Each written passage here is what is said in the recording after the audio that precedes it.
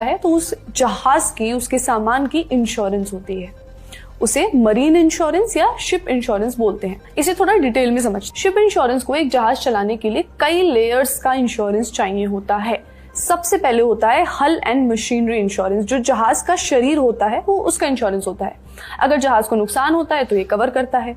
दूसरी लेयर होती है P&I इंश्योरेंस, यानी प्रोटेक्शन एंड इंडेमनिटी, जो एक तरह का लाइबिलिटी कवर होता है। मतलब अगर जहाज से तेल फैल जाए या क्रू को कोई नुकसान हो जाए तो उसका खर्च ये उठाता है। दुनिया के 12 बड़े P&I क्लब्स मिलकर ये इंश्योरेंस देते हैं और पूरी दुनिया के शिप्स का करीब 90% कवर करते हैं।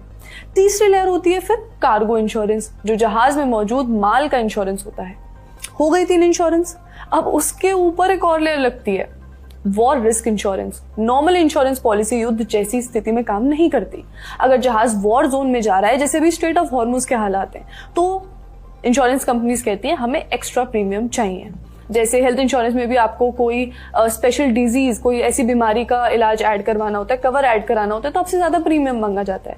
वैसे ही इसे एडिशनल वॉर रिस्क प्रीमियम कहते हैं। अब ये कौन तय करेगा कि कौन सा इलाका वॉर जोन है? लंदन की जॉइंट वॉर कमिटी। जैसे ही इस कमिटी ने पूरे पर्शियन गल्फ को एक हाई रिस्क एरिया बताया, इंश्योरेंस की पूरी गणित ही बदल गई। वर्ल्ड इकोनॉमिक फोरम की रिपोर्ट के मुताबिक दुनिया के बड़े मरीन इंश्योरर्स जैसे Gard, Skuld, North Standard, UK P&I club और अमेरिकन क्लब ने 72 घंटों का नोटिस दिया था। उन्होंने फिलहाल चल रहे इंश्योरेंस को कैंसिल किया और कहा कि अब बनेंगे नए टर्म्स और कंडीशंस, और वो भी बहुत महंगे।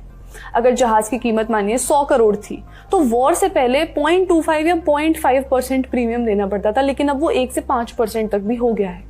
इसे ऐसे समझिए कि मान लो 100 करोड़ का माल है, 100 करोड़ की कीमत है उस जहाज की एक पॉइंट पे, तो पहले 25 से 50 लाख तक आप प्रीमियम दे रहे थे, अब आप 5 करोड़ तक भी दे रहे हैं। और ये जो बढ़ गई है कॉस्ट, कौन देगा?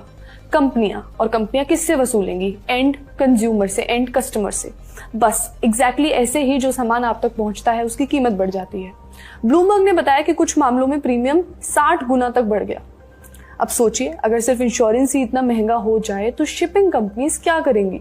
दुनिया की सबसे बड़ी कंपनियां मर्स्क, MSC, हैपेग्लॉयड और CMA, CGM सबने अपना काम करने का तरीका बदल दिया। कुछ ने कार्गो लेना कम कर दिया, कुछ ने अपने रास्ते बदल लिए, कुछ ने पूरी तरह गल्फ को अवॉइड करना शुरू किया। जो जहाज गए भी, उन्होंने अफ्रीका के नीचे से केप ऑफ गुड होप का रास्ता लिया। इससे रास्ता 2-3 हफ्ते लंबा हो गया, तो जो फ्यूल डल रहा है जहाज चलाने के लिए उसका खर्च भी बढ़ेगा, डिलीवरी में भी टाइम लगेगा। तो सिर्फ इंश्योरेंस ही नहीं, जहाज किराए पर लेने का खर्च भी बढ़ गया। और ऐसे करके एक पूरी सीरीज में चीजें महंगी होती चली गई। और ये बेहद जरूरी है, क्योंकि सभी देश, खासकर भारत, इंपोर्ट पर डिपेंडेंट है।